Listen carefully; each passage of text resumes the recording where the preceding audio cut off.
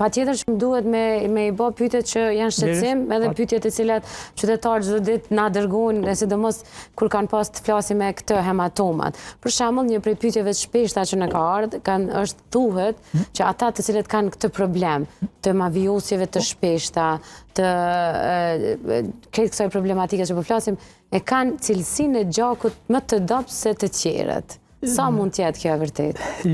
Jo, te cilësia e gjakut nuk lidhet, por mundet me qenë ato situata që i përmendëm më herët. Nuk ka të bëjë me cilësi, domethënë është mit dashur me. Për shkak se Madje mu më ka shkruar aty te pyetja. Cilësia e gjakut nuk më ka thonë as cilësia e gjakut është gjak i holl. Gjak i holl është gjak i ligë, më fal, gjak i ligë është pyetja.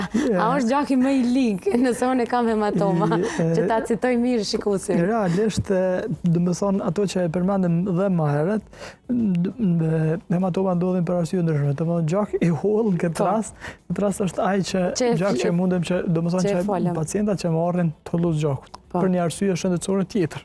Domethënë ata që kanë ndryshime kardiovaskulare, pacienta që stentohen, ata pacienta që kanë pas trombe, ata pacienta që kanë pas ndryshime kardiake, domethënë ndryshime operatore kardiake, marrin tollues gjakut. Mbidozimi me tollues gjakut kohë gjatë, domethënë sigurisht që është aty një mekanizëm që i përcjell dhe e dozon sasinë e antikoagulantëve. Dhe mbidozimi i gjakut normal që e thollën gjakun.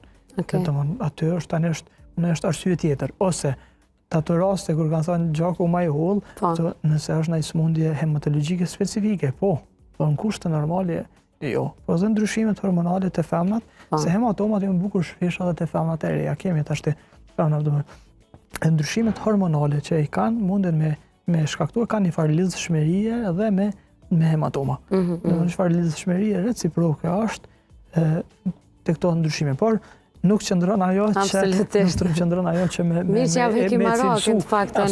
me cilësu ashtu që me thonë gjak i keq ose gjak i në atë kuptimin terma. I ligë që kanë dhënë.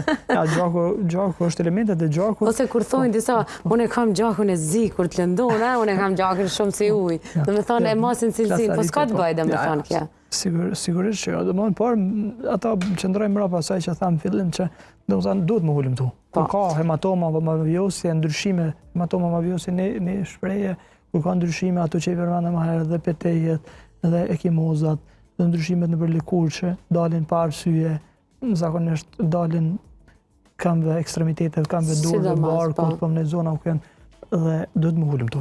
Sigurisht që dojnë një ulëmtim, për jashtim të aspekteve hematologjike, ulëmtim mundet me ardhë, tashti me thënë drejtën, mund me ardhë, mund me qenë edhe si në pasojë në sëmundje tjetër, të ranë, që kushtimisht ende nuk është zbuluar dhe hematologjike dhe jo hematologjike. Malinje jo hematologjike mundet me ardhë, si pasoj me pas aktivitet sëmundja, me ullë numri trombociteve, mos me kuptu njeriu, me organizmi mundet me qenë i ri, me përballu deri në një moment kur manifestohen shumë dhe kështu që meritojnë një ulëmtim dhe pandej dhe ma mirë me hek Marakun me marrë një përgjigje, se sa me nejt me mshif ndonjë sëmundje me ato hematoma. Shkak se gjithmonë, sa më herët që diagnostikohen sëmundjet cilat do qofshin, ma letë është me menaxhu. Ma letë, ma mirë dhe ma lirë. Edhe ma lirë, se ndoshta me gjitha aspektet është ma mirë.